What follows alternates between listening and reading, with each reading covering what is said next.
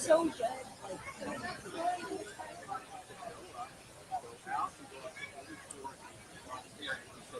Great shot there from the car.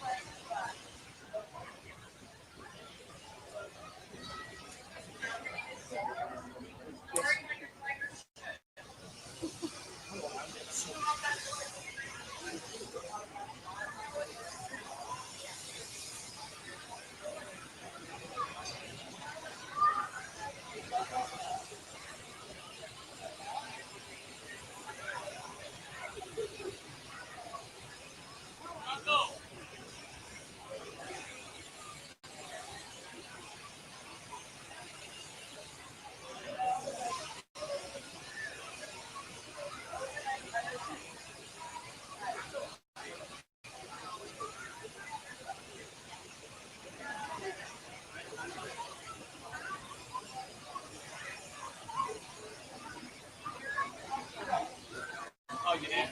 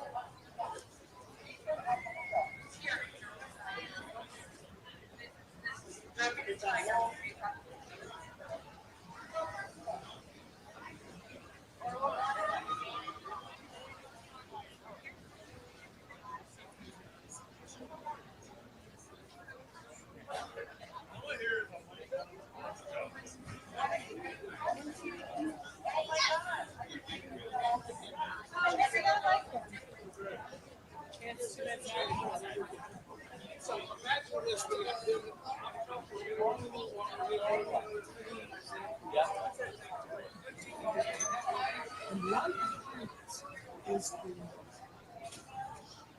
USA's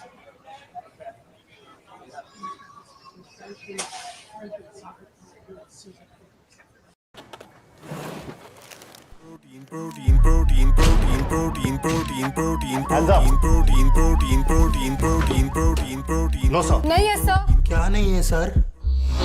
आपके snack में enough protein नहीं We है। want police on our streets and when they want an NHS that is there when they need it. And we're delivering that. Waiting lists down by 230,000. And not just the 2 million additional appointments we promised, but an additional 5.2 million appointments already delivered since the general election. I joined the Labour Party almost 30 years ago because I could see the Conservative government that I grew up under didn't care much about schools like mine. Textbooks were rationed. I know that many of you won't have schools like mine. There is far too much noise, far too much excitement. People need to calm down a little. Chancellor. They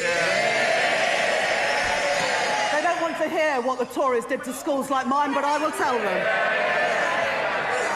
Textbooks rationed, libraries closed, kids herded into porter cabins in the playground, and I came into politics to change that.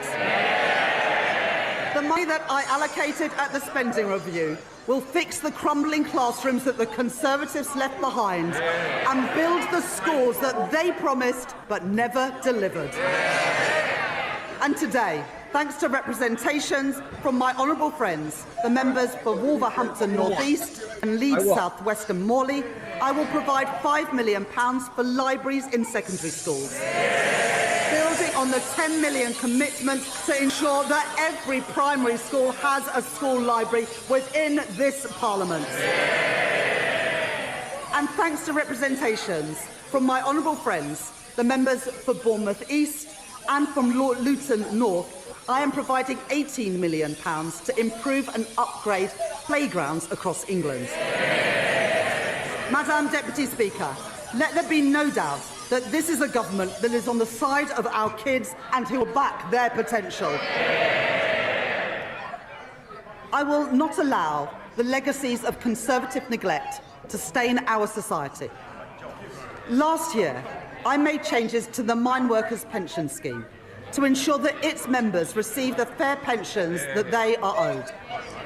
This year, with thanks to the Minister for Pensions for all his work in this subject, I can go further. I have heard representations from Labour Coalfield MPs, including my honourable friends, the members for Bassetlaw, Blythe and Ashington, Barnsley South, Mansfield and Llanelli. And today I can announce that I will transfer the Investment Reserve Fund of the British Coal Staff Superannuation Scheme to its members. So that the men and the women who worked in our coal industry get a fair deal in their retirement too. And more. Having heard representations from my honourable friends, the members of Banbury and the member for Edinburgh South West, I will index for inflation on pensions accrued before 1997 in the Pension Protection Fund and the Financial Assurance Scheme, so that people whose pension schemes became insolvent, no fault of their own, no longer lose out as a result of inflation. Last year, I also provided funding to compensate the victims of the infected blood scandal, after the previous government failed to budget for the costs of compensation. Which bank is open on a Sunday? At Bank of Maharashtra, through the video KYC facility, you can open an account even on Sundays and holidays. Account opened. And I'd like to thank the Minister for Employment for her representation. Open a savings account with Zen Life without visiting the bank. As a result, I will exempt all payments from the infected blood scheme from inheritance tax, regardless of the circumstances in which those payments are passed down. Madam Deputy Speaker, that is how we should be spending taxpayers' money, on dealing with injustices and building strong public services, not on waste and inefficiency. At the spending review, I set an ambitious target of £14 billion of efficiencies per year by 2029, and I am grateful to the Chief Secretary to the Treasury for driving that work forward, realising savings through AI and automation, and by scrapping NHS England and reducing back-office staff by 18,000. At this budget, I will find a further £4.9 billion of efficiencies by 2031, getting rid of police and crime commissioners, cutting the cost of politics and local government, and selling government assets that we no longer have any use for.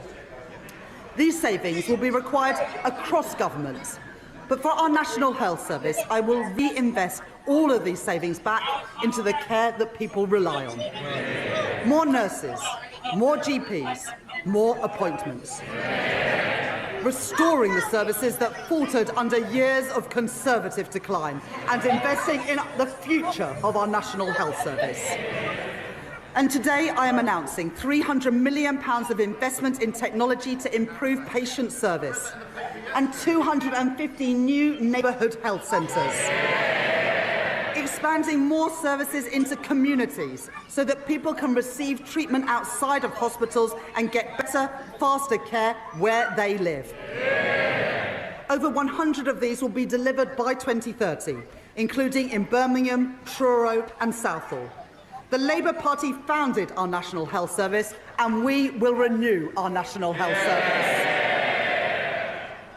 I will take the same approach for defence spending that I take to NHS spending, reinvesting savings back into our national security. In our age of insecurity, Britain will continue to stand with our allies, working in collaboration to secure a sustainable ceasefire for Ukraine, and maintaining our commitment to NATO, with the UK set to spend 2.6% of GDP on defence by April 2027. Madam Deputy Speaker, the public rightly expects that we stamp out fraud, error and waste, and put that money to good use in our schools and our hospitals and other frontline services.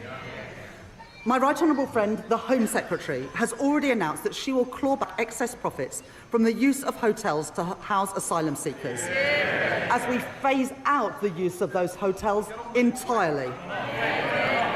And we will consult on reforms to indefinite leave to remain and access to taxpayer-funded benefits. The introduction of digital ID will break the link between illegal migration and illegal working.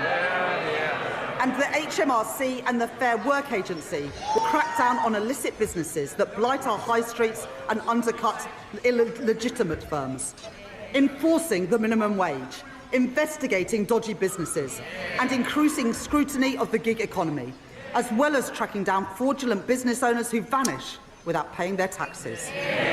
And I'd like to thank my honourable friends, the members for Great Grimsby and Cleethorpes, Lee and Atherton, and Kensington and Bayswater for their representations on this subject. And I'll take further steps to prevent and track down unpaid tax, which will together, these reforms will raise nearly £10 billion a year by 2030, including through new powers for HMRC to pursue the promoters of tax avoidance schemes. I am building on our successful use of targeted checks on welfare claims to root out fraud and error and prevent public money being paid to people who are not entitled to it. And I would like to thank Tom Hayhoe, the COVID Corruption Commissioner, for his work in helping to chase down nearly £400 million from dodgy pandemic spending and contracts.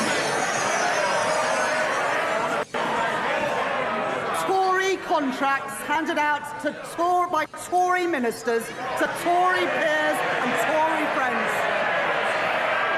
Well, that money belongs in our schools and in our hospitals. It is so noisy now, we can barely hear the Chancellor. Everybody needs to calm down. Chancellor. Well, I wouldn't want any honourable member to miss this. So we are chasing down that money, and we've got almost £400 million back from dodgy pandemic spending and contracts. Tory contracts handed out by Tory ministers to Tory peers and Tory donors. Well, that money belongs in our schools and in our hospitals, and we are getting that money back. We are ramping up sanctions on Russia, and we are freezing known Russian assets. But let me be clear, I don't actually mean the honourable member for Clacton.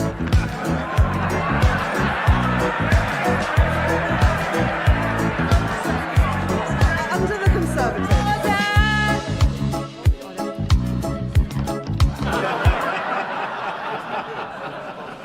You don't need commentary from the backbenches, and Mr. Dewhurst, you are so loud. It's remarkable how far your voice carries.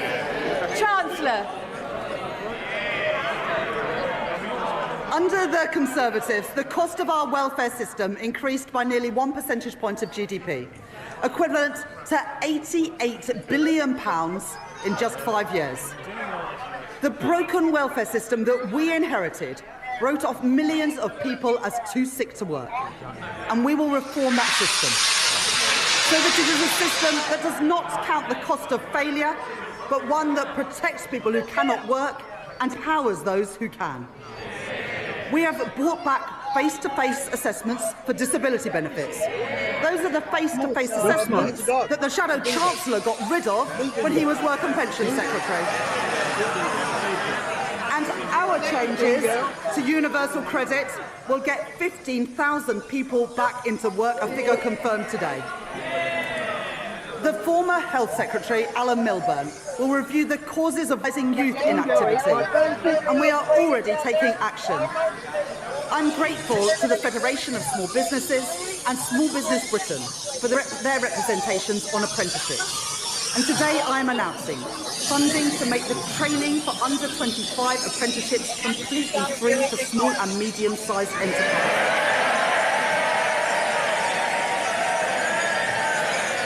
And funding our new youth guarantee, providing £820 million over the next 3 years to give young people who are let down by the Conservatives the support and the opportunity that they deserve. Guaranteeing every young person a place in college, an apprenticeship or personalised job support. And after 18 months, 18 to 21-year-olds will be offered paid work, not benefits. The Motability Scheme was set up to protect the most vulnerable, not to subsidise the lease on a Mercedes-Benz. And so I am making reforms that will reduce generous taxpayer subsidies, and Motability have confirmed that they will remove luxury vehicles from their scheme, getting the scheme back to its original purpose of offering cost-effective leases to disabled people.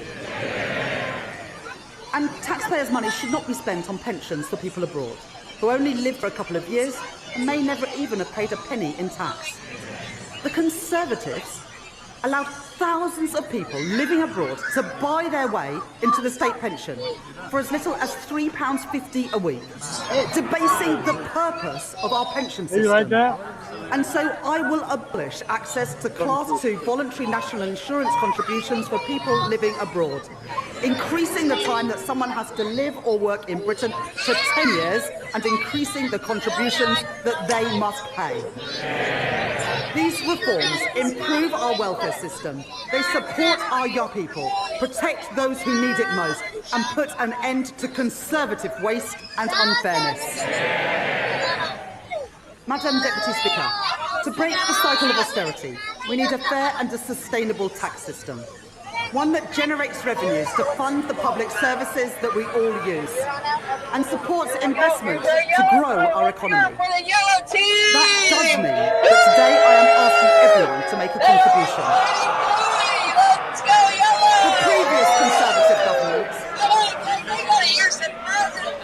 The previous Conservative government froze personal tax thresholds from 2021 to 2028. And today I will maintain all income tax and equivalent national insurance thresholds at their current level for a further 3 years from 2028.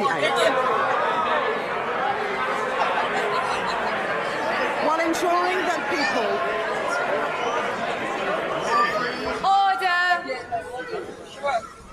The noise is far too high. Chancellor.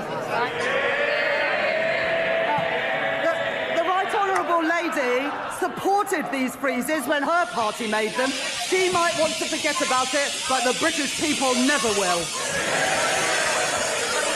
At the same time, we are ensuring that people only in receipt of the basic or new state pension do not have to pay small amounts of tax through simple assessment from April 2027.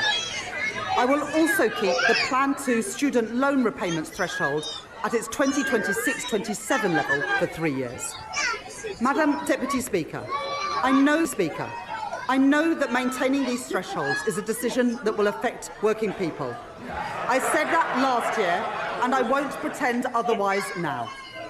Madam Deputy Speaker, I am asking everyone to make a contribution, but I can keep that contribution as low as possible because I will make further reforms to our tax system today to make it fairer and to ensure that the wealthiest contribute the most.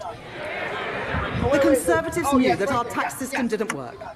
Time and time again, they ducked the necessary reforms, leaving a system unfit for a changing economy, with unfairness that they refused to address.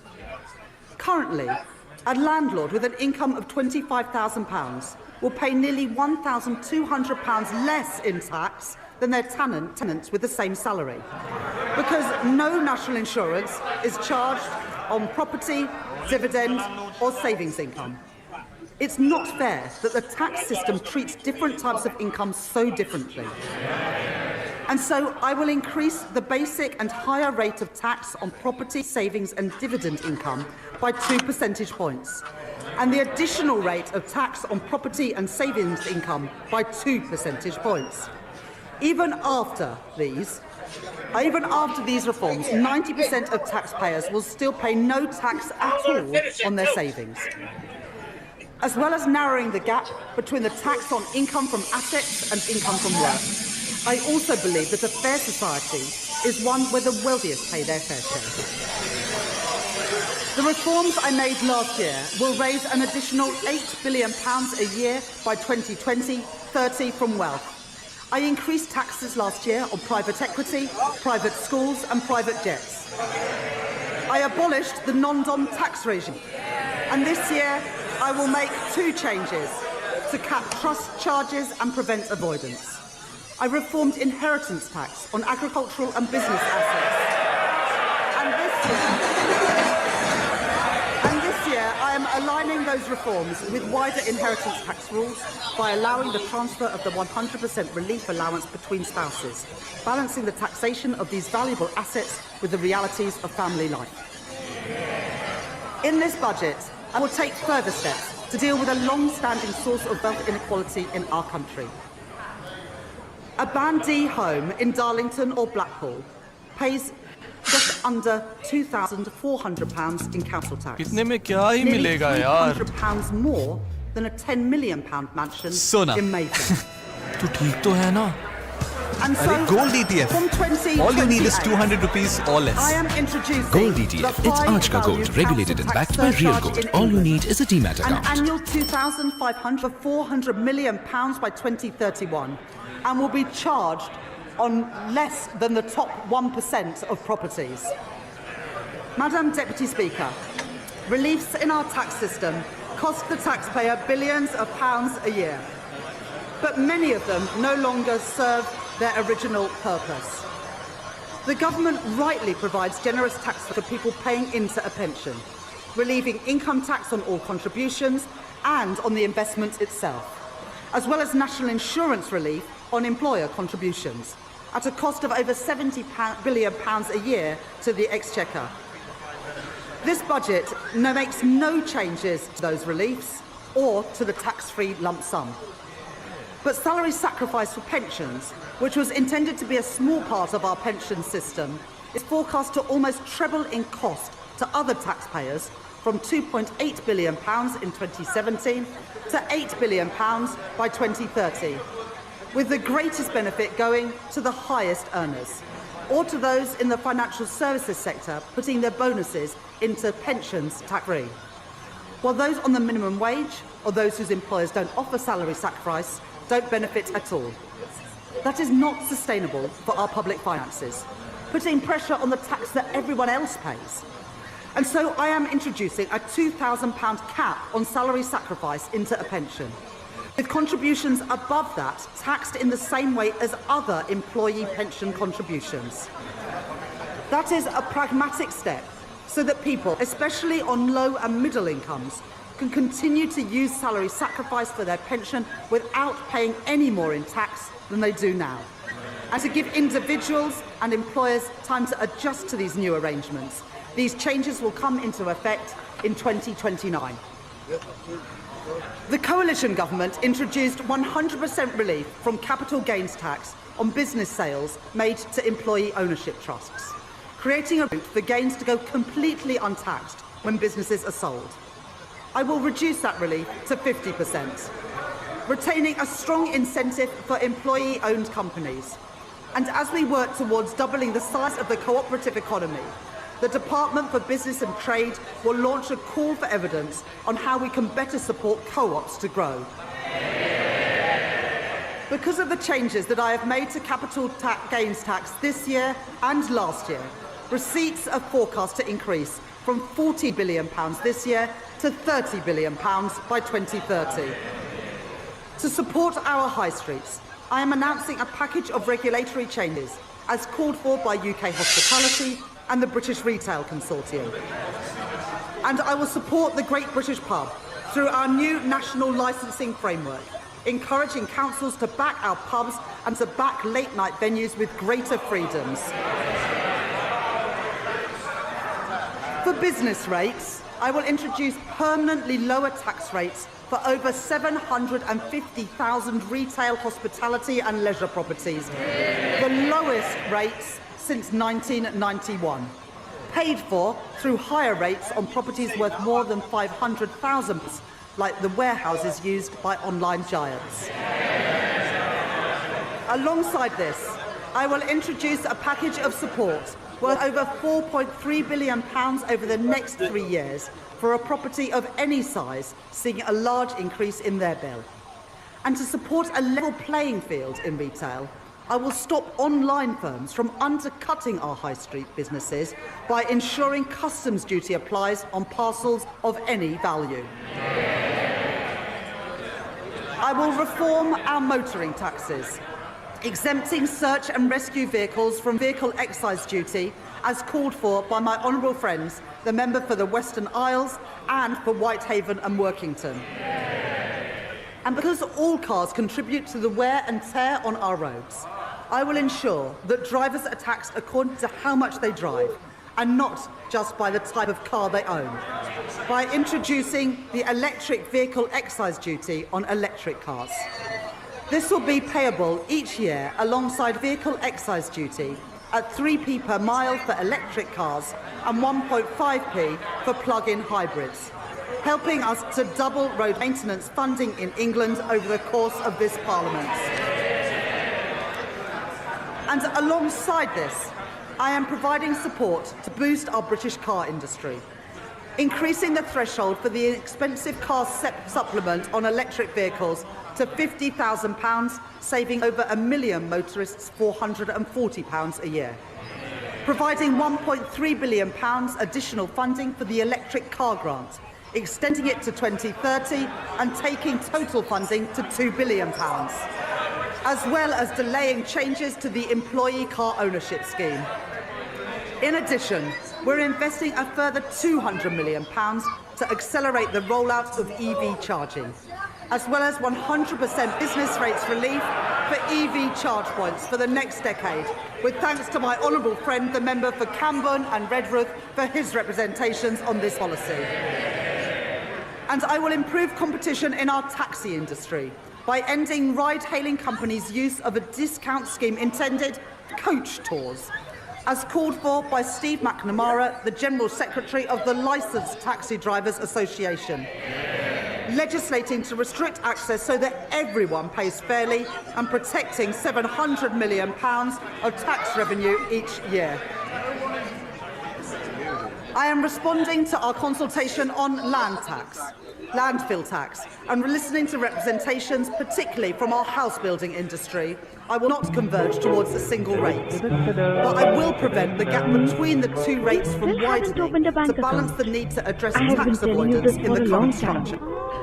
I will today publish Ray McCann's report into the loan charge, along with the government's response. At Bank of Maharashtra, through the video KYC facility, you can open an account even on Sundays and holidays. And draw a line under this long-standing issue. And I'd like to thank my open a savings friend, account with the member Zen Life for Milton Keynes without Central, visiting the bank for her representations on this subject. I will continue with the planned uprating for tobacco duties that I set out last year and uprate alcohol duties by inflation, along with our plans to introduce a vaping products duty in 2026 and changes to the soft drinks industry levy announced by my right honourable friend, the Health Secretary, yesterday. And I'd like to thank the Exchequer Secretary to the Treasury for his work on all the tax measures in this budget. I will also reform gambling taxes in response to the rise in online gambling.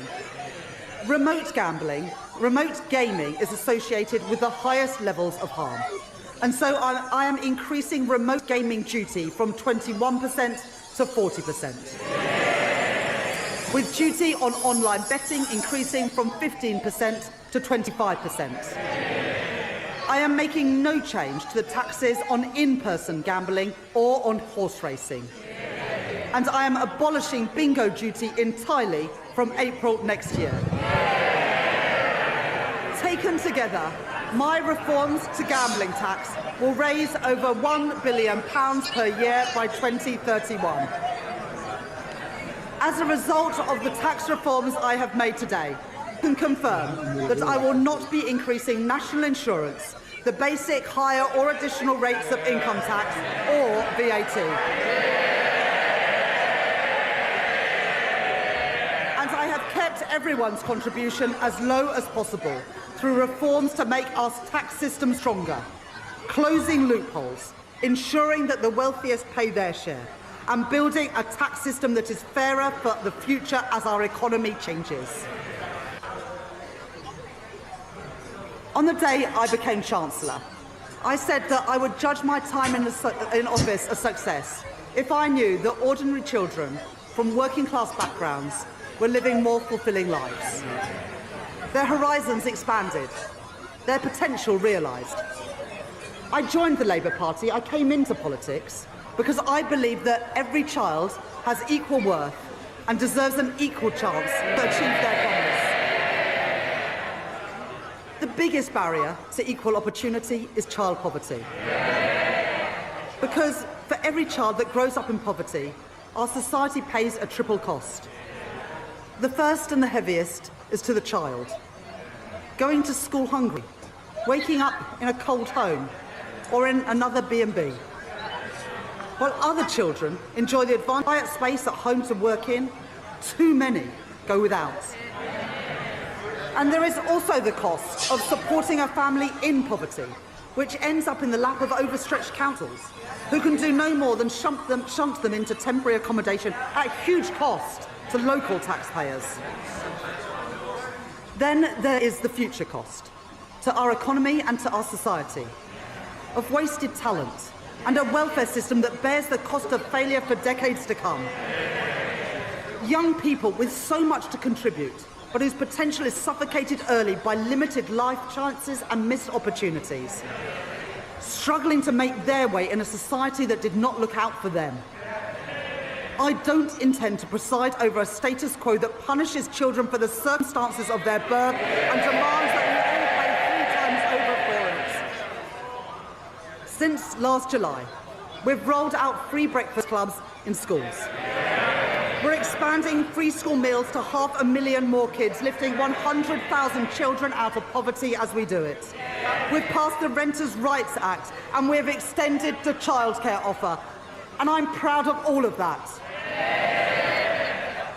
But it's not enough. Because there is one policy that pushes kids into poverty more than any other. It was introduced by the party opposite.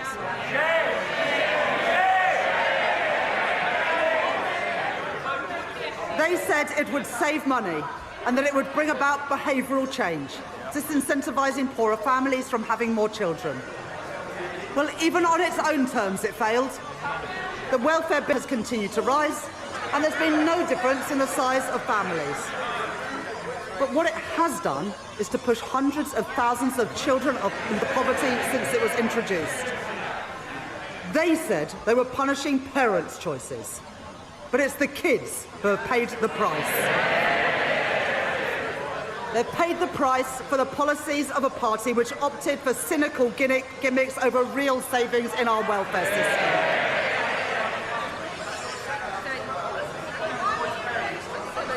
I understand that many families are finding times hard and that many kids have had to make difficult choices when it comes to having kids.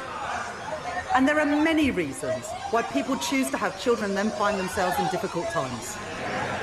The death of a partner, separation, ill health, a lost job. I don't believe that children should have to bear the brunt of that. And neither can I, in good conscience, leave in place the vile policy known as the rape clause, requiring women to prove if their child has been conceived non-consensually to receive support. I'm proud to be Britain's first female Chancellor of the Exchequer. I take the responsibilities that come with that seriously. I will not tolerate the grotesque indignity of women, of the rape clause, any longer. It is dehumanising, it is cruel, and I will remove it from the statute book. So because I am tackling fraud and error in our welfare system, because I am cracking down on tax avoidance, because I am reforming gambling taxation, I can announce today, fully costed and fully funded, the removal of the two-child limit in full from April.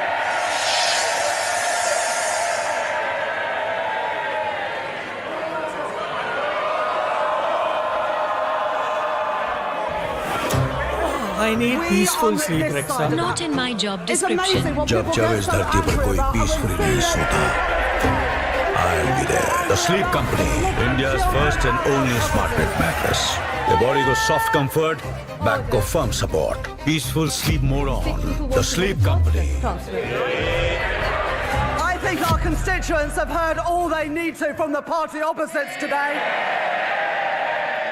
We on this side of the House do not believe that the solution to a broken welfare system In a moment, Todd's mom will read her son's internet browsing history. What? ExpressVPN apps keep your activity and identity private while you browse, stream, email, or download. To learn more and get 3 extra months of ExpressVPN protection for free, go to expressvpn.com/mom. This Labour government is achieving the biggest reduction in child poverty over a parliament since records began. That is the difference that this Labour government is making. Madam Deputy Speaker, I know how worried families are about the cost of everything. Excuse us, guys. Worried that their money won't stretch to the end of the month. Worried that price... I think if you've got a house that's worth £5 million a year, you can probably afford it. But you get more exercise about reducing child poverty than you do about the richest paying more. Under this government, wages have risen by more since we were elected than in 10 years under the last government. With lower interest rates already saving families £1,200 a year off a typical new mortgage, compared to that to when Liz Truss was Prime Minister. But I know that people still face pressure on their budgets day to day and week to week. And where there is more to do, where we can provide relief, we are doing it. Extending the bus fare cap, cracking down on rip-off price hikes, freezing prescription charges, and freezing rail fares for the first time in 30 years. I am increasing the basic and new state pension by 4.8%, an increase of £440 per year for the basic state pension, and an increase of £575 per year for the new state pension, in line with our commitment to the triple lock. At the election, we promised a genuine living wage, and we are delivering it. At the budget last year, I increased the national minimum wage and the national living wage, and I am doing the same this year too.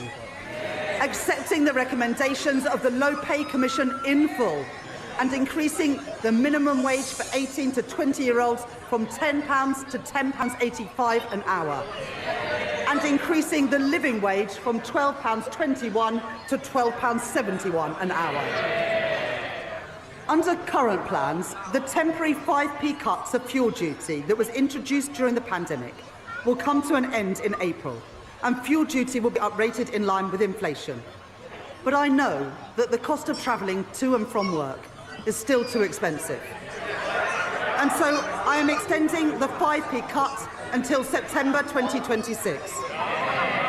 And because I know that changes in wholesale prices are not always passed on to motorists, I am bringing in new rules to mandate petrol forecourts to share real-time price rises through a new fuel finder, empowering drivers to find the cheapest fuel, calling out rip-offs and strengthening competition, saving the average household £40 a year.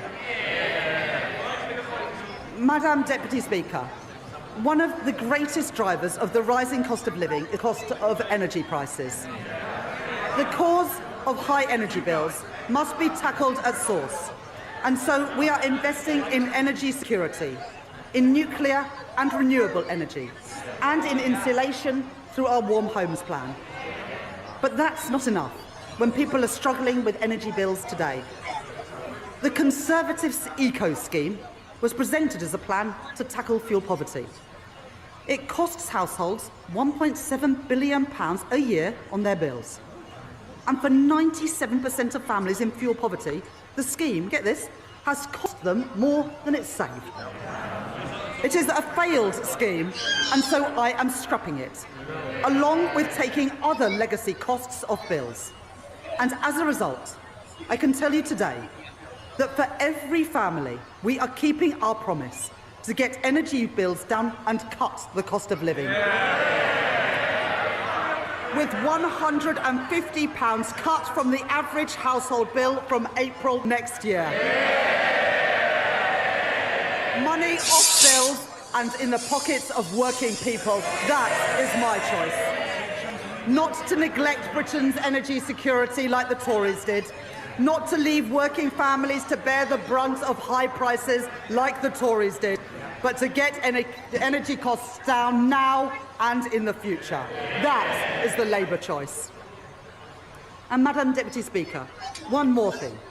Because of our action on bills and on prices, as a direct result of this budget, the Office for Budget Responsibility confirmed today that inflation is coming down faster and will be a full 0.4 percentage points lower next year. That's the benefit of a Labour government cutting the cost of living. Madam Deputy Speaker, this Labour government is changing our country. In the face of challenges on our productivity, I will grow our economy through stability, investment and reform. I've met my fiscal rules and built our economic resilience for the future. I have asked everyone to contribute, yes, for the security of our country and the brightness of its future. But I have kept that contribution as low as possible by reforming our tax system, making it fairer and stronger for the future. I have protected our NHS, maintaining public investment and driving efficiency in government spending. I've taken action on our broken welfare system, rooting out waste and lifting children out of poverty.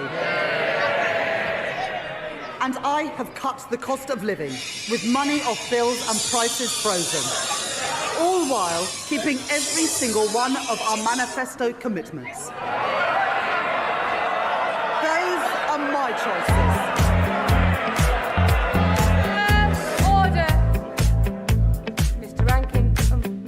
Your voice carries right across the chamber.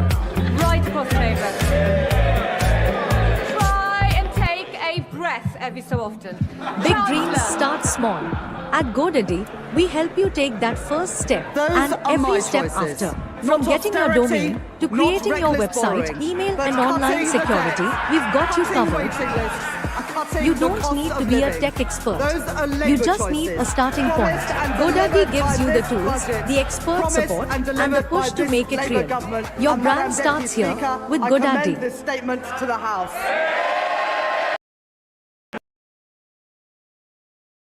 Too much noise, far too much excitement. People need to calm down a little. Chancellor. They don't want to hear what the Tories did to schools like mine, but I will tell them. Textbooks rationed, libraries closed, kids herded into porter cabins in the playground, and I came into politics to change that. The money that I allocated at the spending review will fix the crumbling classrooms that the Conservatives left behind and build the schools that they promised but never delivered. And today, thanks to representations from my honourable friends, the members for Wolverhampton North East and Leeds South West and Morley, I will provide £5 million for libraries in secondary schools, building on the £10 million commitment to ensure that every primary school has a school library within this Parliament. And thanks to representations from my honourable friends, the members for Bournemouth East and from Luton North, I am providing £18 million to improve and upgrade playgrounds across England. Madam Deputy Speaker, let there be no doubt that this is a government that is on the side of our kids and who will back their potential. I will not allow the legacies of Conservative neglect to stain our society. Last year, I made changes to the Mine Workers Pension Scheme to ensure that its members receive the fair pensions that they are owed. This year, with thanks to the Minister for Pensions for all his work in this subject, I can go further. I have heard representations from Labour Coalfield MPs, including my honourable friends, the members for Bassett Law, Blythe and Ashington, Barnsley South, Mansfield and Llanelli. And today I can announce that I will transfer the Investment Reserve Fund of the British Coal Staff Superannuation Scheme to its members. So that the men and the women who worked in our coal industry get a fair deal in their retirement too. And more. Having heard representations from my honourable friends, the members of Banbury and the member for Edinburgh South West, I will index for inflation on pensions accrued before 1997 in the Pension Protection Fund and the Financial Assurance Scheme, so that people whose pension schemes became insolvent, no fault of their own, no longer lose out as a result of inflation. Last year, I also provided funding to compensate the victims of the infected blood scandal, after the previous government failed to budget for the costs of compensation. This year, I have listened to representations from my honourable friend, the member for Eltham and Chislehurst, and my honourable friend, the member for Edinburgh South West. I would like to thank the Minister for Employment for her representations over many years on this subject. As a result, I will exempt all payments from the infected blood scheme from inheritance tax, regardless of the circumstances in which those payments are passed down. Madam Deputy Speaker, that is how we should be spending taxpayers' money, on dealing with injustices and building strong public services, not on waste and inefficiency. At the spending review, I set an ambitious target of £14 billion of efficiencies per year by 2029, and I am grateful to the Chief Secretary to the Treasury for driving that work forward, realising savings through AI and automation, and by scrapping NHS England and reducing back-office staff by 18,000. At this budget, I will find a further £4.9 billion of efficiencies by 2031. Getting rid of police and crime commissioners, cutting the cost of politics and local government, and selling government assets that we no longer have any use for. These savings will be required across governments, but for our National Health Service, I will reinvest all of these savings back into the care that people rely on. More nurses, more GPs, more appointments. Restoring the services that faltered under years of Conservative decline and investing in the future of our National Health Service. And today I am announcing £300 million of investment in technology to improve patient service and 250 new neighbourhood health centres. Expanding more services into communities so that people can receive treatment outside of hospitals and get better, faster care where they live. Over 100 of these will be delivered by 2030, including in Birmingham, Truro and Southall. The Labour Party founded our National Health Service, and we will renew our National Health Service. I will take the same approach for defence spending that I take to NHS spending, reinvesting savings back into our national security. In our age of